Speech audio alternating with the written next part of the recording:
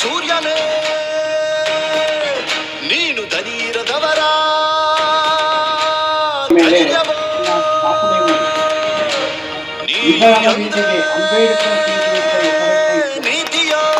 Medical ಕಾಲೇಜುಗಳನ್ನು ಕೊಟ್ಟು medical ಕಾಲೇಜ್ಗೆ ಭೂಮಿಯನ್ನ ಕೊಡೋದ್ರ ಮೂಲಕ ಅನೇಕ ದಲಿತ ಪರ ಕಾರ್ಯಕ್ರಮಗಳನ್ನ ಮಾಡಿದಂತಹ ಏಕೈಕ ದೇವರಗರಸು ನಂತರ ಏಕೈಕ ಮುಖ್ಯಮಂತ್ರಿ, ಜನಪ್ರಿಯ ಈ ಸಮಾಜಕ್ಕೆ, ಈ ಬಹುಜನ ಸಮಾಜಕ್ಕೆ ಕೊಡುಗೆಯನ್ನ ಕೊಟ್ಟಂತಹ ಮುಖ್ಯಮಂತ್ರಿ ಯಾರಾದ್ರೂ ಅಂದ್ರೆ ಗುಂಡೂರಾವ್ ಸಾಹೇಬರು ಅನ್ನೋದನ್ನ ಈ ಸಂದರ್ಭದಲ್ಲಿ ಅನ್ವಯಿಸ್ತಾರೆ.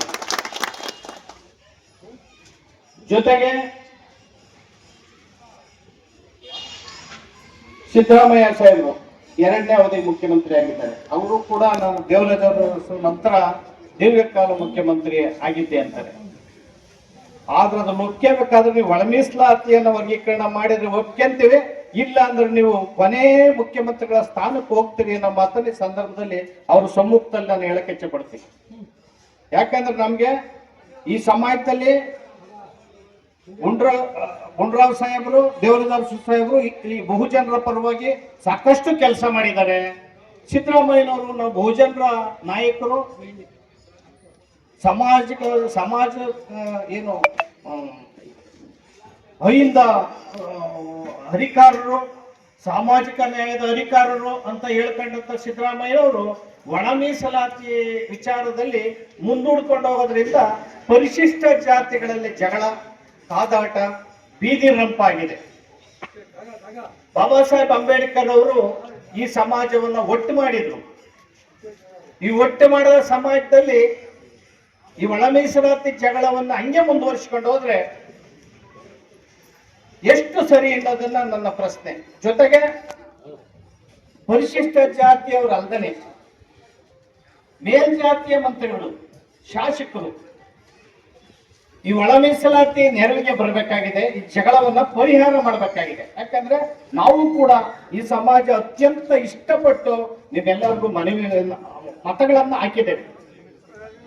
ಏನು ಬಿಜೆಪಿ ಸರ್ಕಾರ ಸಂವಿಧಾನವನ್ನ ಪರಾಮರ್ಶೆ ಮಾಡ್ತಾರೆ, ಸಂವಿಧಾನ ಬದಲು ಮಾಡ್ತಾರೆ ಅನ್ನೋ ಒಂದು ಗಾಸಿಪ್ ಏನಿತ್ತು, ಸುದ್ದಿ ಏನಿತ್ತು, ಅದಕ್ಕೋಸ್ಕರ ಎಲ್ಲ ಸಂಘ ಸಂಸ್ಥೆಗಳು, ಪ್ರಗತಿಪರ ಸಂಘಟನೆಗಳು, ಹೋರಾಟಗಾರರು ಎಲ್ಲರೂ ಒಟ್ಟಾಗಿ ಕಳೆದ ಚುನಾವಣೆಯಲ್ಲಿ ಕಾಂಗ್ರೆಸ್ ಪಕ್ಷವನ್ನ ಗೆಲ್ಲಿಸಿದೆ.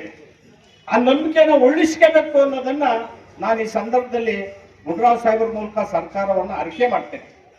ಯಾಕಂದ್ರೆ ಅವ್ರು ಬಂದ ಕೂಡಲೇ ಅವ್ರ ಕಳಕಳಿ ಎಷ್ಟಿದೆ ಅಂದ್ರೆ ಒಳ ಮೀಸಲಾತಿಯನ್ನೇ ಅವರು ನಮ್ಮ ಜೊತೆ ಚರ್ಚೆ ಮಾಡಿದ್ರು. ಬಂದ ಕೂಡಲೇನೆ ಇಲ್ಲ ಇದಾಗಬೇಕು, ನಾನು ಕೂಡ ಇದರ ಗಟ್ಟಿ ಧ್ವನಿ ಮಾಡಿದ್ದೇನೆ. 24ರ ವಿಶೇಷ ಸಚಿವ ಸಂಪುಟದಲ್ಲೂ ಕೂಡ ಈ ಒಳ ಮೀಸಲಾತಿ ವರ್ಗೀಕರಣ ಆಗಲೇಬೇಕು ಅಂತ ನಾವು ಒತ್ತಾಯ ಮಾಡ್ತೇವೆ. ಅಲ್ಲಿ ಒಪ್ಕೊಂಡಿದ್ದೇವೆ ಕ್ಯಾಬಿನೆಟ್ ಅಲ್ಲಿ ಅಂತ ಹೇಳಿದ್ರು. ಅದಕ್ಕೋಸ್ಕರ ಅವ್ರಿಗೆ ಧನ್ಯವಾದನೆ ಸಂದರ್ಭದಲ್ಲಿ ಹೇಳ್ತೀನಿ. ಇವತ್ತು ಬಾಬಾ ಸಾಹೇಬ್ ಅಂಬೇಡ್ಕರ್ ಅವರ 135ನೇ ಜನ್ಮ ಜಯಂತಿ. ಏನು ಅವ್ರ ಹುಟ್ಟು ಹಬ್ಬ ಏನಿದೆ, ಮತ್ತೆ ಬಾಬು ಜಗಜೀವನ್ ರಾಮ್ರವರ ಹುಟ್ಟು ಹಬ್ಬ ಏನಿದೆ, ಜೊತೆಯಲ್ಲಿ ಇವತ್ತು ಕುಟ್ಟಳ್ಳಿನಲ್ಲಿ ನಮ್ಮ ಸಚಿವರ ಸಮ್ಮುಖದಲ್ಲಿ ಅವರ ಕ್ಷೇತ್ರದಲ್ಲಿ ಜಿ ಸುಬ್ರಹ್ಮಣ್ಯವರು ಮತ್ತು ಅವರ ಎಲ್ಲ ಸಹ ಹೋರಾಟಗಾರರು ಇವತ್ತು ಆಚರಿಸ್ತಾ ಇದ್ದಾರೆ. ಬಾಬಾ ಸಾಹೇಬ್ ಅಂಬೇಡ್ಕರ್ ಅವರು ಈ ದೇಶದಲ್ಲಿ ಇಡೀ ಶೋಷಿತರ ಪರವಾಗಿ ಅಷ್ಟೇ ಅಲ್ಲದೆ ಮಹಿಳೆಯರನ್ನ ಸಮಾನತೆಯನ್ನು ಕೊಡೋದ್ರ ಮೂಲಕ ಇಡೀ ಮಹಿಳಾ ಸಮಾನತೆಯನ್ನು ತಂದಂತ ಇಡೀ ಏಷ್ಯಾ ಖಂಡದಲ್ಲಿ ಅಥವಾ ಭಾರತದಲ್ಲಿ, ಜಗತ್ತಲ್ಲಿ, ಅಮೆರಿಕದಲ್ಲಿ ಮತದಾನ ಬರ್ತಾ ಇದ್ದಂತ ಸಂದರ್ಭದಲ್ಲಿ ಮಹಿಳೆಯರಿಗೆ ಮತದಾನದ ಹಕ್ಕನ್ನ ಕೊಡಿಸೋದವರು ಅಂದ್ರೆ ಬಾಬಾ ಸಾಹೇಬ್ ಅಂಬೇಡ್ಕರ್ ಅನ್ನೋದನ್ನ ತಿಳ್ಕೊಬೇಕಾಗಿದೆ.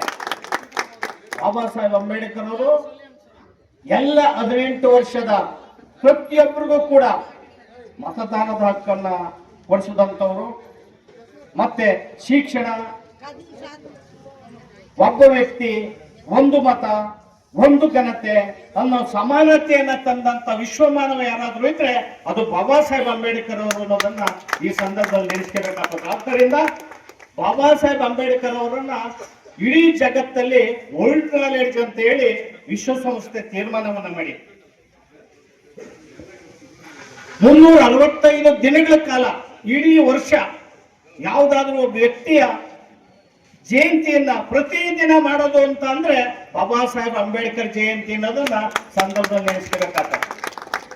100 ವಿಶ್ವವಿದ್ಯಾನಿಲಯದಲ್ಲಿ, ಜಗತ್ತಿನಲ್ಲಿ 100 ವಿಶ್ವವಿದ್ಯಾನಿಲಯದಲ್ಲಿ ಒಬ್ಬ ವ್ಯಕ್ತಿಯ ಬಗ್ಗೆ ಆತನ ಜೀವನ ಮತ್ತು ಹೋರಾಟವನ್ನ ಸಂಶೋಧನೆ ನಡೀತಾ ಇದೆ 100 ವಿಶ್ವವಿದ್ಯಾನಿಲಯದಲ್ಲಿ. ಅದು ಬಾಬಾ ಸಾಹೇಬ್ ಅಂಬೇಡ್ಕರ್ ಹಾಗೆಯೇ ಲೇಖಕರು, ಚಿಂತಕರು, ಬಾಬಾ ಸಾಹೇಬ್ ಅಂಬೇಡ್ಕರ್ ಅಂತಹ ಅಂಬೇಡ್ಕರ್ ಅವರು ಇಡೀ ಒಂದು ಜನಾಂಗದ ನಾಯಕರಲ್ಲ. ಬಾಬಾ ಸಾಹೇಬ್ ಅಂಬೇಡ್ಕರ್ ಅವರು ಎಲ್ಲ ಕಡೆಯ ಎಲ್ಲ ಜನಾಂಗದ, ಈ ದೇಶದ ಎಲ್ಲ ಮಾನವರ ಹಕ್ಕುಗಳನ್ನ ರಕ್ಷಣೆ ಮಾಡಿದಂತವರು ಬಾಬಾ ಸಾಹೇಬ್ ಅಂಬೇಡ್ಕರ್ ಅವರು. ಜೊತೆಗೆ ಬಾಬಾ ಸಾಹೇಬ್ ಅಂಬೇಡ್ಕರ್ ಅವರು ಮನುಷ್ಯರ ಪರವಾಗಿ ಅಷ್ಟೇ ಅಲ್ಲ, ಎಲ್ಲ ಜೀವ ಪರವಾಗಿ,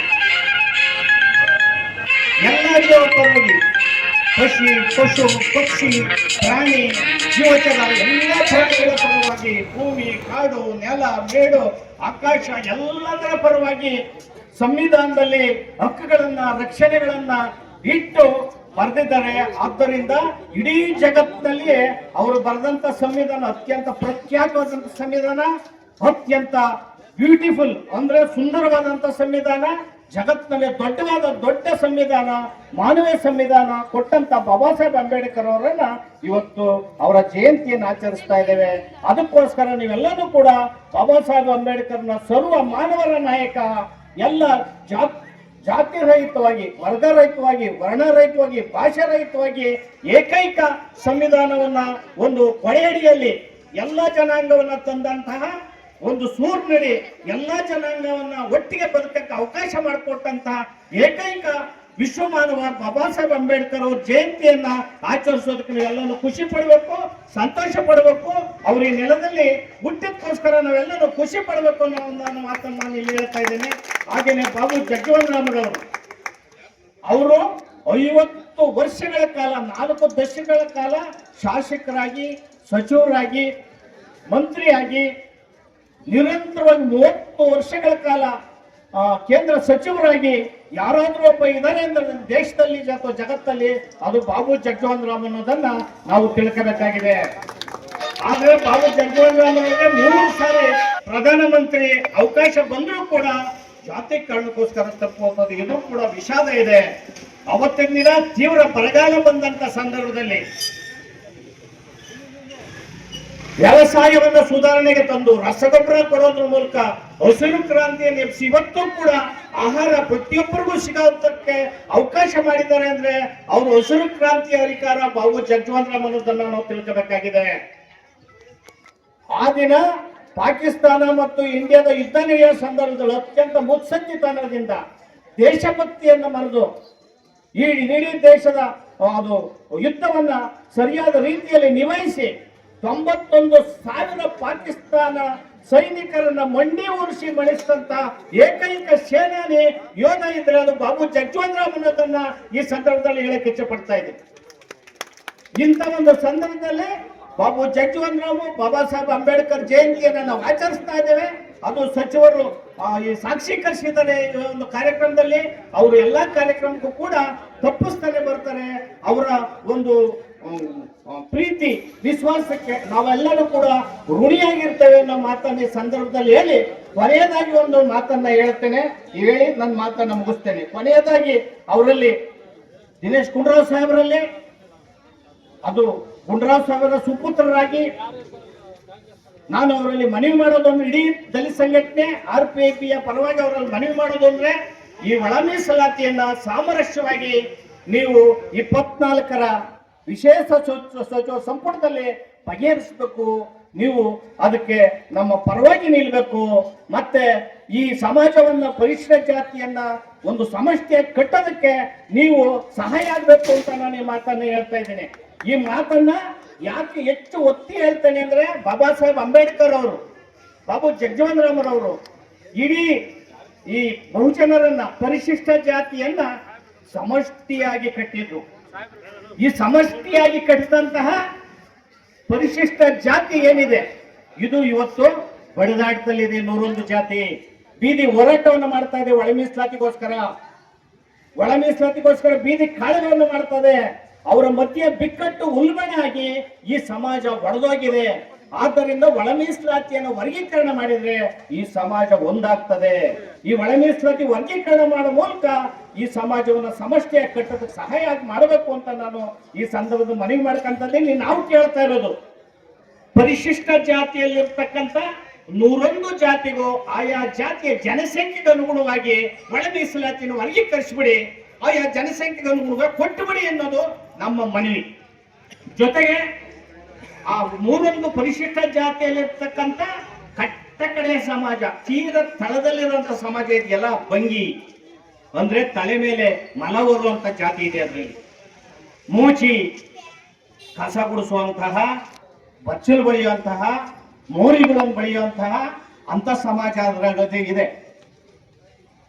ಇಂಥ ಸಮಾಜಗಳಿಗೆ ಮತ್ತೆ ದೋಹರ, ಕಕ್ಕಯ್ಯ, ಬಂಗಿ ಸಮಾಜ, ತಕ್ಕಲ ಸಮಾಜ, ಬೀದಿನಲ್ಲಿ ಅಲೆದು ಭಿಕ್ಷೆ ಬೇಡ ತಿನ್ನುವಂತ ಸಮಾಜ ಇದೆ.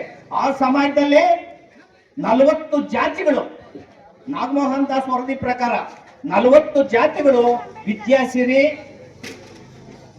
ಮತ್ತೆ ಪ್ರಬುದ್ಧ ಯೋಜನೆಗೆ ಅರ್ಜಿನೇ ಹಾಕಿಲ್ಲ. ಮಕ್ಕಳು ಸ್ವತಂತ್ರ ಪೂರ್ವದಿಂದ ಅರ್ಜಿ ಹಾಕಿಲ್ಲ, ಯಾರು ವಿದ್ಯಾವಂತರೇ ಇಲ್ಲ.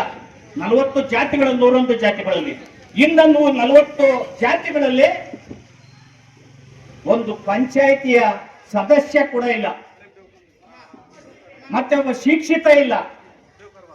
ಆದ್ದರಿಂದ ಒಳ ಮೀಸಲಾತಿ ವರ್ಗೀಕರಣ ಆದ್ರೆ ಇಂತಹ ಕಟ್ಟ ಕಡೆಯ ಸಮಾಜಕ್ಕೆ ನ್ಯಾಯವನ್ನು ಕೊಡಬಹುದು, ನೀವು ಅವ್ರಿಗೆ ಉದ್ಯೋಗವನ್ನ ಕೊಡಬಹುದು, ಶಿಕ್ಷಣವನ್ನು ಕೊಡೋದ್ರ ಮೂಲಕ ಈ ಸಮಾಜದಲ್ಲಿ ಸಮಾನತೆ ಸರೋದಕ್ಕೆ ಅವಕಾಶ ಇದೆ ಅಂತಕ್ಕಂಥ ತಮ್ಮಂತ ಒಬ್ಬ ಅತ್ಯಂತ ಪ್ರಬುದ್ಧ ಕುಟುಂಬದಿಂದ, ಅತ್ಯಂತ ಬಹುಜನ ಸಮಾಜದ ಬಗ್ಗೆ ಕಾಳಜಿ ಇರುವಂತ ಕುಟುಂಬದಿಂದ ಬಂದಂತಹ ನಿಮ್ಮಂತ ಮನಸ್ಸುಗಳು ಈ ಸಮಾಜದ ಪರವಾಗಿ ನಿಂತು ಒಳ ಮೀಸಲಾತಿಯನ್ನು ವರ್ಗೀಕರಣ ಮಾಡಬೇಕು. ಕುರ್ಚಿ ತೊಡದಲ್ಲ. ಈ ಸಮಾಜದಲ್ಲಿ ನೀವು ಮಾಡುವಂತ ಸೇವೆ ಇದೆಯಲ್ಲ ಅದು ದೊಡ್ಡದು, ಅದು ನಿಮಗೆ ಗೊತ್ತು. ನೀವು ಆ ಕೆಲಸವನ್ನ ನಿಮ್ಮ ತಂದೆ ನೀವು ಎಲ್ಲ ಮಾಡಿ ತೋರಿಸಿದ್ದೀರಿ. ಆದ್ದರಿಂದ ಸಚಿವ ಸಂಪುಟದಲ್ಲಿ ಮೇಲ್ಜಾತಿಯ ಸಚಿವರುಗಳು ಡಿ ಕೆ ಶಿವಕುಮಾರ್ ಅಂತ ಪ್ರಭಾವಿ, ದಿನೇಶ್ ಗುಂಡೂರಾವ್ ಸಾಹೇಬರಂತ ಪ್ರಭಾವಿ, ಏನೇನು ಸಚಿವರು ಇದ್ದಾರೆ, ನೀವು ಈ ಸಮಾಜಕ್ಕೆ ಬರುವ ಧ್ವನಿ ಎತ್ತಿ ಸಚಿವ ಸಂಪುಟದಲ್ಲಿ. ಈ ಸಚಿವ ಸಂಪುಟದಲ್ಲೇ ಧ್ವನಿ ಎತ್ತಬೇಕು. ಪರಿಶಿಷ್ಟ ಜಾತಿಯಲ್ಲಿರ್ತಕ್ಕಂಥ ಸಚಿವರುಗಳು ಒಂದು ಸಮಾಜದ ಪರವಾಗಿ ಮತ್ತೊಂದು ಸಮಾಜವನ್ನ ಬಡಿದಾಡೋದಕ್ಕೆ ಮನಸ್ಸನ್ನು ಮಾಡ್ತಾ ಇದ್ದಾರೆ, ಅದು ಸರಿಯಲ್ಲ. ಆದ್ದರಿಂದ ನಾವು ಕೂಡ ಓಟ್ ಹಾಕಿದ್ದೇವೆ. ನಿಮ್ ಬಗ್ಗೆ ಹೆಚ್ಚು ಕಳಕಳಿ ಇದೆ, ಮೇಲ್ಜಾತಿಯ ಸಚಿವರುಗಳ ಬಗ್ಗೆ, ನಿಮ್ ಸರ್ಕಾರದ ಬಗ್ಗೆ ಹೆಚ್ಚು ಕಳಕಳಿ ಇದೆ.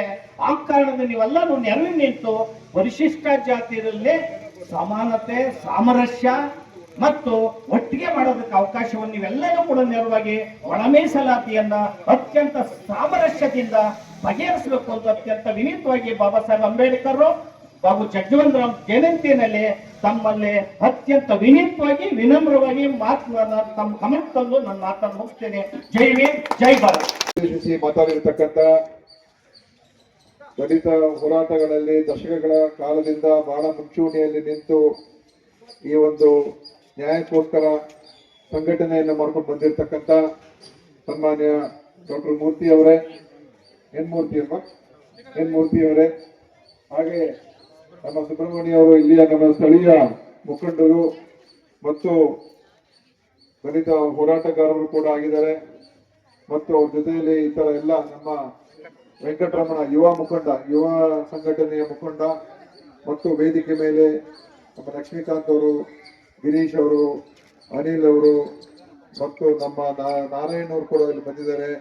ಮತ್ತು ಎಲ್ಲ ಇತರ ಎಲ್ಲ ಬಂದಿರತಕ್ಕಂಥ ಬೇರೆ ಬೇರೆ ಕಡೆಯಿಂದ ಬಂದಿರತಕ್ಕಂಥ ಎಲ್ಲ ಮುಖಂಡರುಗಳೇ ಹಾಗೂ ಎಲ್ಲ ತಾಯಂದಿರ ಸಹೋದರ ಸಹೋದರಿಯರೇ, ಇವತ್ತು ಅಂಬೇಡ್ಕರ್ ಜಯಂತಿ ನಾವು 14ನೇ ತಾರೀಕು ರಾಜ್ಯಾದ್ಯಂತ ಆಚರಣೆ ಆಗಿ ಇವತ್ತು ರಿಪಬ್ಲಿಕನ್ ಪಾರ್ಟಿಯವರು ಮತ್ತು ದಲಿತ ಸಂಘರ್ಷ ಸಮಿತಿಯವರು ಇವತ್ತಿನ ದಿವಸ ಈ ಭಾನುವಾರ ಎಲ್ಲ ಕಡೆ ರಾಜ್ಯದಲ್ಲಿ ಈ ಒಂದು ಜಯಂತಿಯನ್ನ ಮತ್ತೊಮ್ಮೆ ಆಚರಣೆ ಮಾಡೋ ಮುಖಾಂತರ ಮತ್ತು ಅದ್ರ ಜೊತೆಯಲ್ಲಿ ಇವತ್ತು ದಲಿತ ಒಂದು ಅನೇಕ ವಿಷಯಗಳ ಬಗ್ಗೆ ಇವತ್ತು ಬಹಳ ಮುಂಚೂಣಿಯಲ್ಲಿದೆ.